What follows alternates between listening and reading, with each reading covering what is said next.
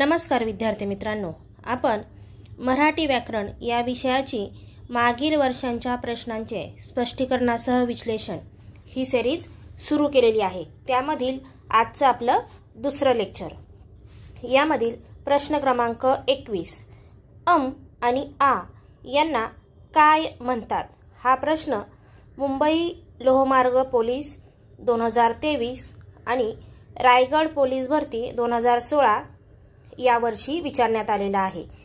याचं उत्तर येईल पर्याय क्रमांक 1 स्वरादी। मग मराठी वर्णमालेमध्ये एकूण किती स्वरादी आहेत? तर ते आहेत 2। कोणते? अनुस्वार आणि विसर्ग हे 2 काय आहेत? स्वरादी आहेत। आणि स्वर किती आहेत? तर मराठी वर्णमालेमध्ये एकूण 14 स्वर आहेत। व्यंजने किती आहेत? एकूण 34 व्यंजने आहेत। त्यापैकी 25 स्पर्श व्यंजने, 4 अर्धस्वर, 3 उष्मे, 1 महाप्राण आणि 1 स्वतंत्र वर्ण असे एकूण मराठी वर्णमालेमध्ये 34 व्यंजने आहेत। आणि या ठिकाणी दिलेला आहे सजातीय स्वर। मग सजातीय स्वर म्हणजे काय? तर एकाच उच्चार स्थानामधून ज्यांचा उच्चार केला जातो त्यांना सजातीय स्वर असे म्हणतात। मग ते कोणते? अ, आ, ई, ई, उ, उ हे काय आहेत? सजातीय स्वर आहेत। यांचा उच्चार एकाच उच्चार स्थानामधून केला जातो म्हणून त्यांना सजातीय स्वर असे म्हणतात। प्रश्न क्रमांक 22 तत्वज्ञानी या शब्दात किती व्यंजने आहेत? हा प्रश्न तत्वज्ञानी असा आहे। इथे स्पेलिंग मिस्टेक आहे, टाइप करताना चुकलेला आहे। याचं उत्तर येईल पर्याय क्रमांक 2 8 व्यंजने आहेत। मग याची फोड कशी होते? तर त अधिक अ अधिक त अधिक त अधिक व अधिक द अधिक न अधिक य अधिक आ अधिक न अधिक ई। व्यंजन ही पाय मोडून लिहिण्याची पद्धत आहे। त्यांना लंगडी व्यंजन असं म्हटलं जातं। मग इथं मोजायचं आपण 1 2 3 4 5 6 7 आणि 8। तत्वज्ञानी या शब्दामध्ये एकूण 8 व्यंजने आहेत। पुढचा प्रश्न, प्रश्न क्रमांक 23 खालीलपैकी कोणता वर्ण औष्ठ्य वर्ण नाही?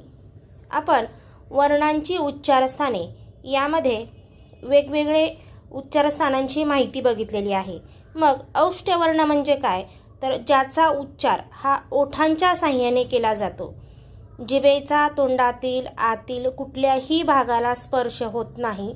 फक्त ओठांच्या साहाय्याने ज्या वर्णांचा उच्चार केला जातो त्यांना औष्ठ्य वर्ण असे म्हणतात। मग इथे पर्याय दिलेले आहेत। पर्याय क्रमांक 1 प, पर्याय क्रमांक 2 ब, पर्याय क्रमांक 3 म आणि पर्याय क्रमांक 4 न। मग प, ब आणि म हे कसे वर्ण आहेत? हे औष्ठ्य वर्ण आहेत। यांचा उच्चार हा ओठांच्या साहाय्याने होतो। आणि एकमेव या पर्यायातील पर्याय क्रमांक 4 न हे औष्ठ्य वर्ण नाही, कारण याचा उच्चार ओठांच्या साहाय्याने केला जात नाही। म्हणून प्रश्न क्रमांक 23 याचं उत्तर येईल पर्याय क्रमांक 4 न। पुढचा प्रश्न 24 नंबर दंड नसलेले अक्षर पुढीलपैकी कोणते आहे? मग अक्षर म्हणजे काय? तर ध्वनी किंवा आपण सिंगल जे वर्ण लिहितो त्यांना काय म्हणतात? अक्षर म्हणतात. अक्षर हे नष्ट होत नाही. मग इथे पर्याय दिलेले आहेत द, फ, क्ष आणि र. आणि शब्द म्हणजे काय? तर क्रमाने येणाऱ्या, योग्य क्रमाने येणाऱ्या अक्षरांच्या समूहाला एक अर्थ प्राप्त झाला की त्याला काय म्हणतात? शब्द असे म्हणतात. मग इथं आपल्याला अक्षर विचारलेलं आहे. कोणतं अक्षर विचारलेलं आहे? दंड नसलेले अक्षर. आपण इथं बघतो द ला काय आहे? अर्धा दंड आहे. फ ला मध्ये उभा दंड आहे. क्ष ला शेवटी दंड आहे आणि र याला दंड नाही. म्हणून या प्रश्नाचं उत्तर येईल पर्याय क्रमांक 4 र. प्रश्न क्रमांक 25. बोलणारा व ऐकणारा यांना जोडणारा पूल म्हणजे टिंबटिंब होय. हा प्रश्न अमरावती पोलीस भरती 2018, पुणे बँड्समन पोलीस भरती 2018 या एकाच वर्षी 2 वेगवेगळ्या ठिकाणी विचारलेला हा प्रश्न आहे. याचे पर्याय दिलेले आहेत. पर्याय क्रमांक 1 पुस्तक, 2 भाषा, पर्याय क्रमांक 3 भावना आणि पर्याय क्रमांक 4 लेखन. या प्रश्नाचं उत्तर येईल पर्याय क्रमांक 2 भाषा. ही भाषा याची व्याख्या दिलेली आहे. बोलणारा आणि ऐकणारा यांना ज्या माध्यमातून जोडलं जातं त्याला काय म्हणतात? भाषा असं म्हणतात. प्रश्न क्रमांक 26. अर्धा दंड असणारे पण अर्धी होऊ न शकणारी व्यंजने कोणती? आपण हे सुद्धा वर्णांची उच्चारस्थाने हे जे लेक्चर घेतलेलं आहे आपल्या मराठी व्याकरण प्लेलिस्ट जी आहे आपल्या चॅनेलमध्ये, त्याच्यामध्ये लेक्चर क्रमांक 2 यामध्ये आपण वर्णांची उच्चारस्थाने हे घेतलेलं आहे. त्यामध्ये वेगवेगळे उच्चारस्थाने आपण बघितलेली आहेत. औष्ठ्यवर्ण, दंततालव्य, दंत, कंठ्यवर्ण. त्याचप्रमाणे मध्ये उभा दंड असणारे व्यंजन, शेवटी दंड असणारी व्यंजन, शेवटी स्वतंत्र दंड असणारी व्यंजने, अर्धी होऊ न शकणारी पण अर्धा दंड असणारी व्यंजने, अर्धी होऊ शकणारी पण अर्धा दंड असणारी व्यंजने, असे वेगवेगळे प्रकार आपण त्या लेक्चरमध्ये बघितलेले आहेत. मग इथे पर्याय दिलेले आहेत ळ, र, द आणि ग. मग याचं उत्तर काय येईल? याचं उत्तर येईल पर्याय क्रमांक 3 द. हे याला अर्धा दंड आहे पण हे अर्ध होऊ शकत नाही. म्हणून याचं उत्तर येईल पर्याय क्रमांक 3 द. पुढचा प्रश्न, प्रश्न क्रमांक 27. ज्ञ हे संयुक्त व्यंजन आहे, मग ते व्याकरणामध्ये कसं लिहितात? इथं प्रश्न विचारलेला आहे. ज्ञ हे संयुक्त व्यंजन टिंबटिंब असे लिहितात. हा प्रश्न जळगाव पोलीस भरती 2017 या वर्षी विचारण्यात आलेला आहे. मग इथे फोड दिलेली आहे. तर या प्रश्नाचं उत्तर येईल पर्याय क्रमांक 4 द अधिक न अधिक य अधिक अ. हे विशेष संयुक्त व्यंजन आहे. ज्ञ हे काय आहे? विशेष संयुक्त व्यंजन. प्रश्न क्रमांक 28. आपल्या बोलण्यात येणारे प्रत्येक वाक्य टिंबटिंब असते. पर्याय क्रमांक 1 शब्द, पर्याय क्रमांक 2 पैठण, पर्याय क्रमांक 3 क्रियापद आणि पर्याय क्रमांक 4 विधान. या प्रश्नाचं उत्तर येईल पर्याय क्रमांक 4 विधान. आपण जे बोलत असताना जी वाक्य तयार होतात त्या प्रत्येक वाक्याला विधान असं म्हणतात.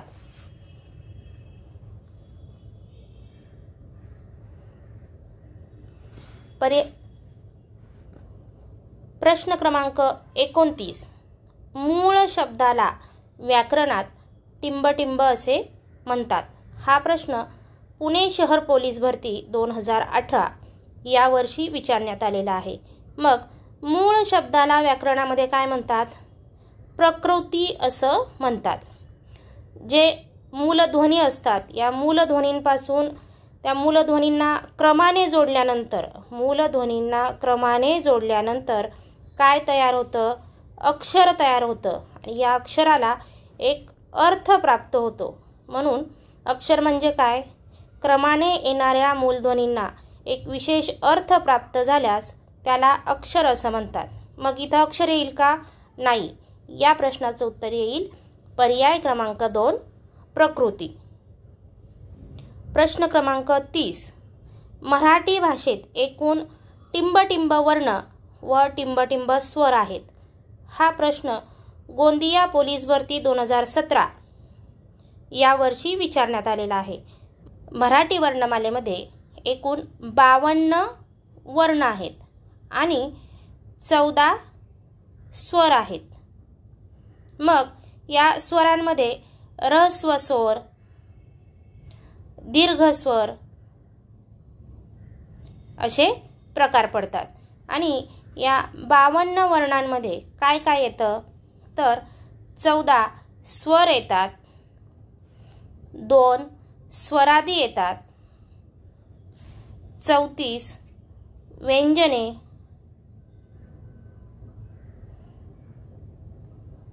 2 विशेष संयुक्त व्यंजने.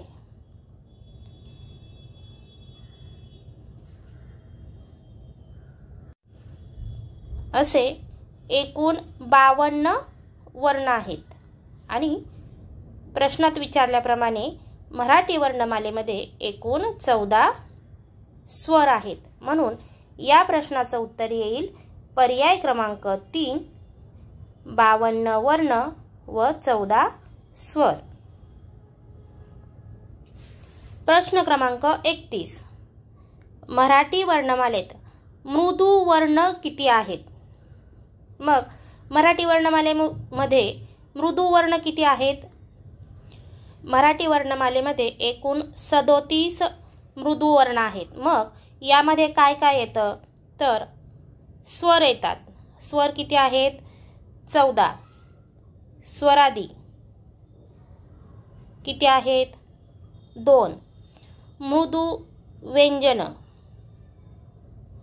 किती आहेत? 21. असे एकूण 37 हे काय आहेत? मृदू वर्ण आहेत. ही 37 ही संख्या कशी येते हे आपण बघितलेलं आहे. स्वर, स्वरादी, मृदू व्यंजन असे मिळून एकूण 37 मृदू वर्ण आहेत. पुढचा प्रश्न क्रमांक 32. ऱ्हस्व स्वरांचा उच्चार कसा होतो? हा प्रश्न SRPF ग्रुप 3 जालना आणि पोलीस शिपाई भरती जालना 2024 या दोन्हीही ठिकाणी एकाच वर्षी हा प्रश्न विचारण्यात आलेला आहे. मग ऱ्हस्व स्वरांचा उच्चार कसा होतो? तर ऱ्हस्व स्वरांचा उच्चार हा कमी लांबीचा होतो. याचं उत्तर येईल पर्याय क्रमांक 2. ऱ्हस्व स्वरांचा उच्चार करताना आपल्याला कमी वेळ लागतो, म्हणजेच एक मात्रा वेळ लागतो. कसा लागतो? एक मात्रा वेळ लागतो. आणि दीर्घ स्वरांचा उच्चार हा जास्त लांबीचा असतो. कसा असतो? जास्त लांबीचा असतो. याला जास्त वेळ लागतो, म्हणजेच 2 मात्रा वेळ लागतो. म्हणून या प्रश्नाचं उत्तर येईल पर्याय क्रमांक 2, कमी लांबीचा.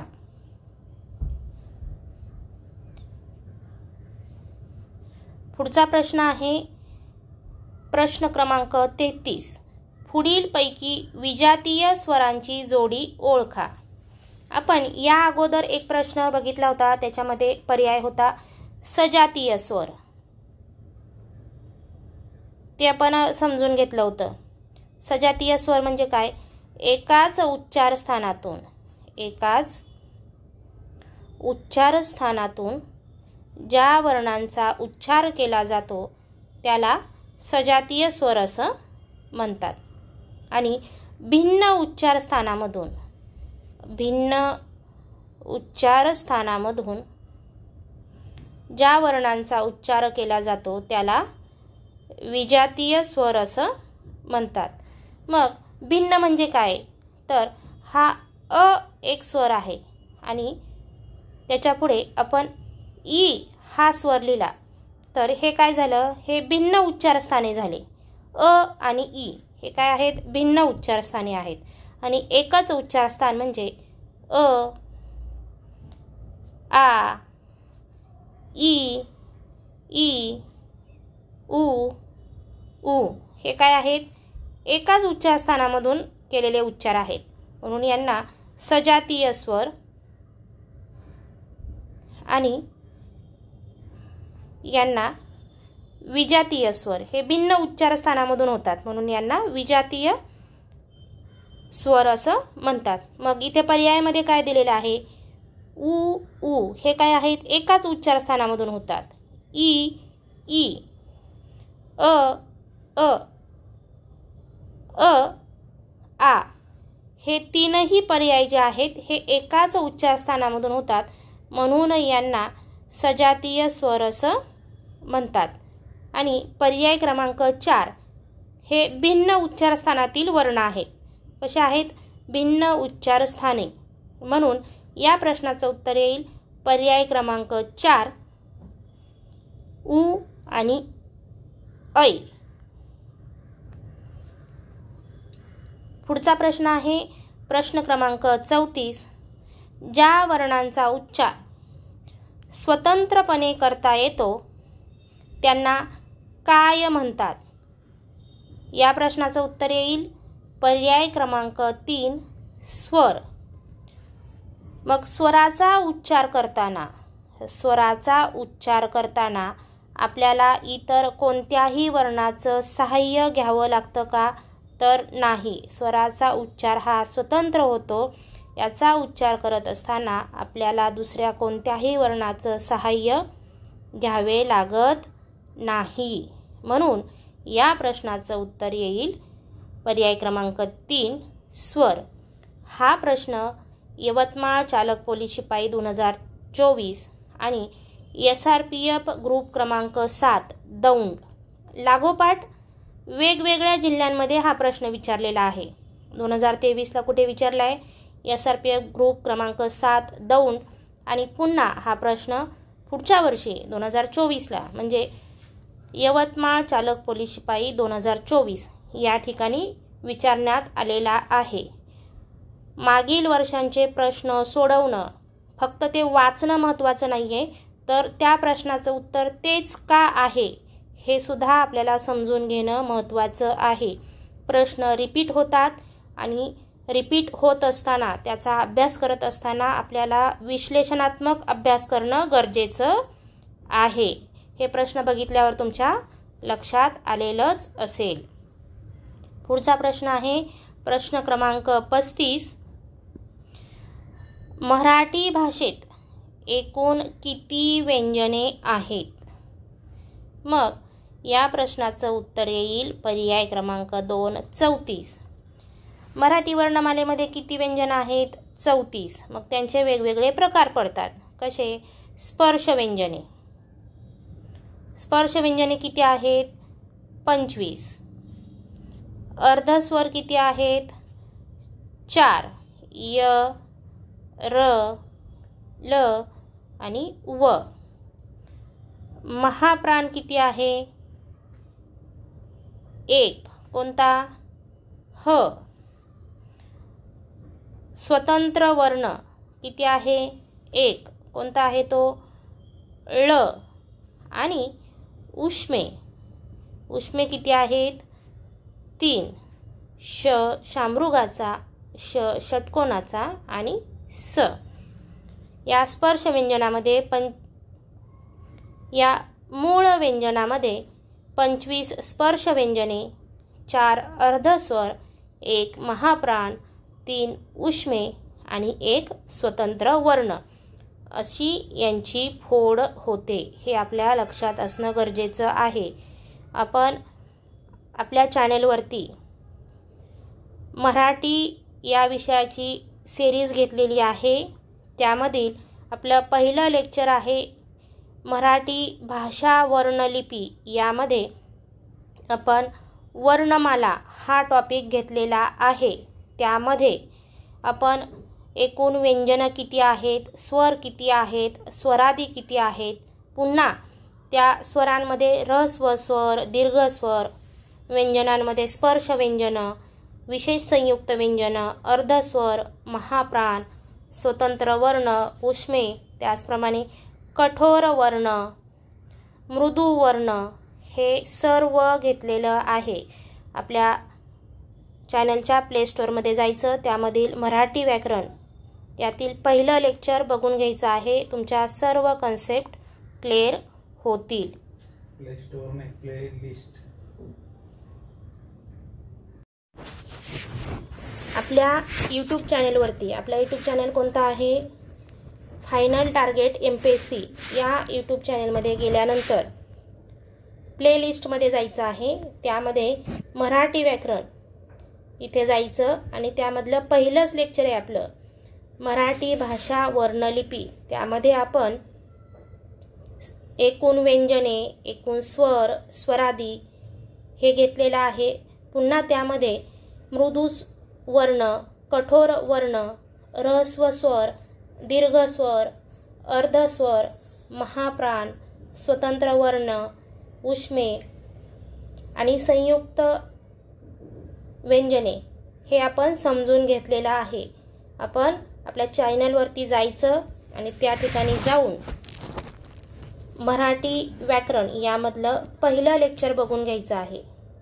तुमच्या सर्व कन्सेप्ट क्लिअर होतील. यानंतर पुढचा प्रश्न आहे प्रश्न क्रमांक 36. एखाद्या शब्दाला किंवा शब्दसमूहाला पूर्ण अर्थ प्राप्त झाला तर त्याला आपण काय म्हणतो? मग या प्रश्नाचं उत्तर येईल पर्याय क्रमांक 4 वाक्य. आपण या अगोदर अक्षर म्हणजे काय हे बघितलेलं आहे. आता आपण वाक्य म्हणजे काय बघत आहोत. वाक्य म्हणजे काय? एखाद्या शब्दाला किंवा शब्दसमूहाला. आता हा शब्दसमूह कसा आहे? मुलांनी, आंबा खाल्ला, हे काय आहे? वाक्य आहे. यामध्ये मुलांनी हा एक शब्द आहे, आंबा हा एक शब्द आहे आणि खाल्ला हा एक शब्द आहे. हे आपण कसं लिहिलेलं आहे? एका क्रमाने लिहिलेलं आहे आणि या शब्दसमूहाला एक विशेष अर्थ प्राप्त झालेला आहे, म्हणून याला काय म्हणतात? वाक्य असे म्हणतात.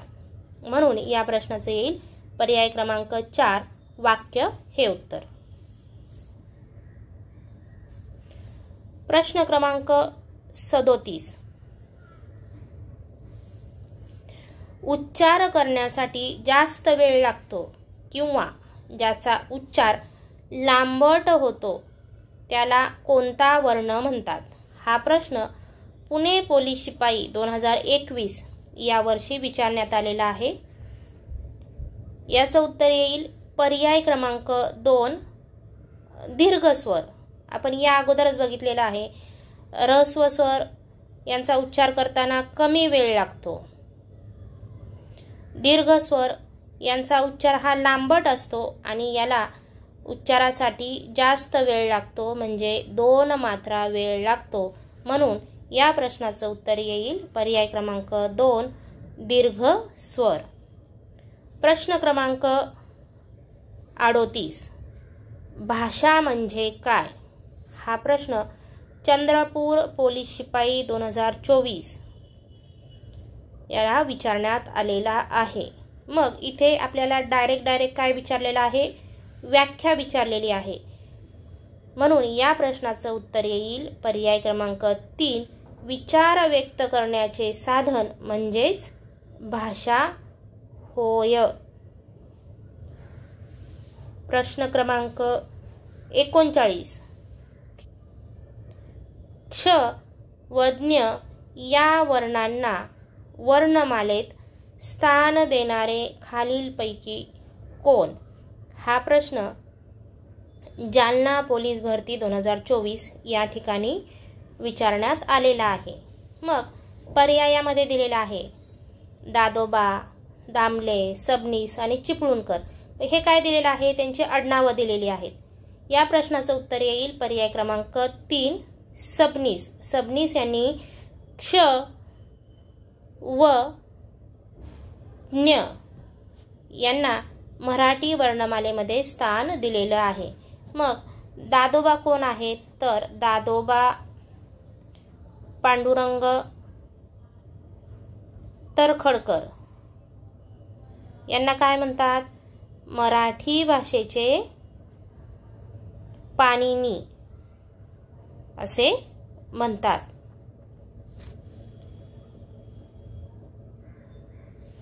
चिपळूणकर कोण आहेत, तर यांचं नाव आहे विष्णू शास्त्री चिपळूणकर। यांना मराठी भाषेचे शिवाजी असे म्हणतात।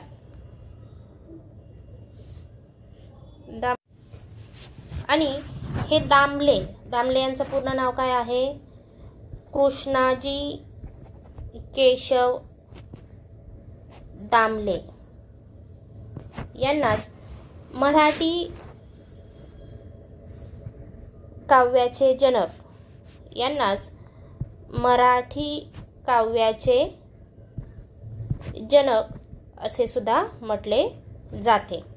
मग प्रश्न क्रमांक 39 याचं उत्तर येईल पर्याय क्रमांक 3, सबनीस यांनी क्ष व ज्ञ या वर्णांना वर्णमालेमध्ये स्थान दिलेलं आहे। आजच्या लेक्चरमधला शेवटचा प्रश्न क्रमांक 40, खालीलपैकी कोणते जोडाक्षर नाही? हा प्रश्न गडचिरोली पोलीस भरती 2024 यावर्षी विचारण्यात आलेला आहे। मग आपल्याला नाही असं विचारलेलं आहे। प्रश्न व्यवस्थित वाचायचा आहे, चूक करायची नाही।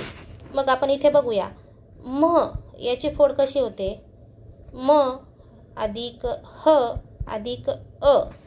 क्षची फोड कशी होते, क अधिक श अधिक अ।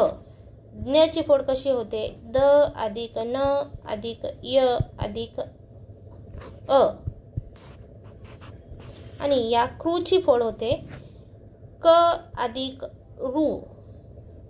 जोडाक्षराची व्याख्या काय आहे, एका पाठोपाठ एक दोन व्यंजन आणि मग त्यामध्ये स्वर मिसळला असता त्याला जोडाक्षर असं म्हणतात। मग या क्रूची फोड कशी होते, क अधिक रू। इथे क नंतर लगेच स्वर आलेला आहे, म्हणून या प्रश्नाचं उत्तर येईल पर्याय क्रमांक 4, क्रू हे जोडाक्षर नाही। यापुढे आपण ही सिरीज अशीच कंटिन्यू चालू ठेवणार आहोत। मागील वर्षांचे पोलीस भरतीला आलेले सर्व प्रश्न विश्लेषणासह स्पष्ट करणार आहोत। तुम्हाला हे लेक्चर आवडलं असल्यास या लेक्चरला लाईक करायचं आहे आणि आपल्या चॅनलला सबस्क्राईब करायचं आहे। धन्यवाद।